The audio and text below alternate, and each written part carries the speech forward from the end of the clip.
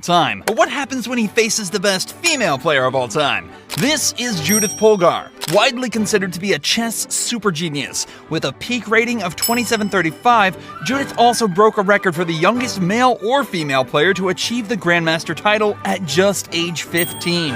Previously held by Bobby Fischer, Magnus knew this wasn't going to be easy, as one wrong move and his chess reputation was going to be ruined forever. Magnus plays d5, a standard opening move, met by Judith's knight to f6, the king's Indian defense, a typical high-level matchup. Exploiting the free space, Magnus launches his c and e pawns into the center, with Judith getting her bishop on g7 and castling her king to safety. Both players got exactly what they wanted from the opening, and after Magnus develops his minor pieces and Judith moves her pawns, we enter a weird variation, where Judith's queenside minor pieces are underdeveloped. Magnus plays knight g3, attempting to reroute it to a more active square. Judith spends some time thinking before playing her knight to a6? A move which goes against all chess principles. However, she has a plan. Magnus quickly moves his bishop to f2, looking to castle. Judith plays her queen to c6 and Magnus castles.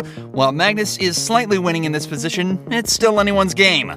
Judith strikes in the center with e5, attempting to open the d-file. Magnus promptly locks the center, and Judith creates some kingside threats with the move h5. While it doesn't seem like much now, this would go on to cause Magnus many problems.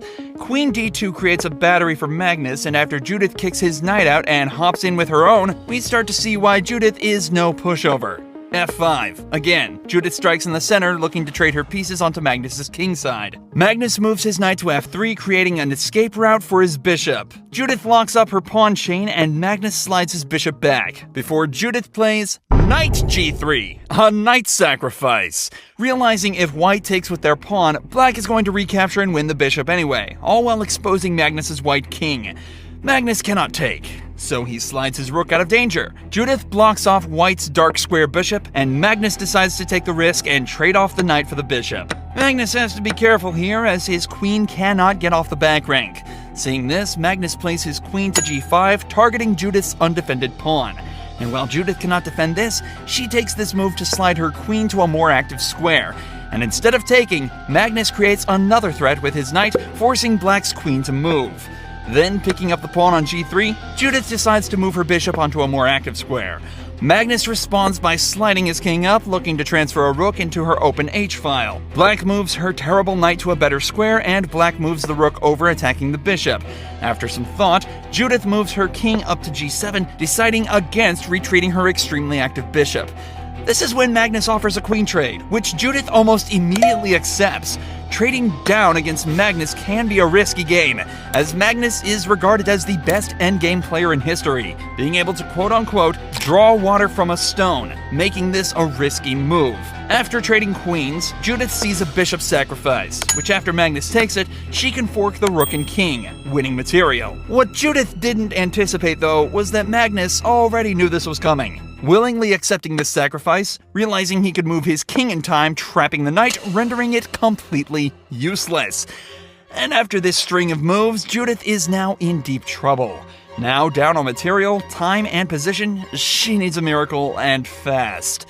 Rook a6, hangs onto her d6 pawn, but Magnus doesn't even care, as that knight on a1 is all his. Picking up his winning like it's an arcade game. Out of desperation, Judith trades off Magnus's knight on b5, but this just digs her grave even deeper. Magnus is now up 2 points of material in a completely winning endgame.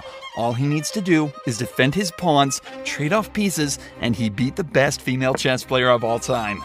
Judith tries to create an attack on Magnus's g2 pawn, but Magnus has it covered.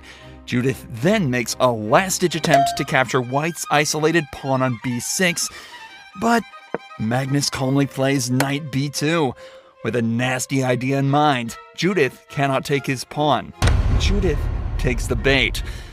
Falling straight into Magnus's trap, this game is over. Magnus realized this rook's only safe square is b4. So if he can prevent black from accessing this, next move he traps the rook after knight c4.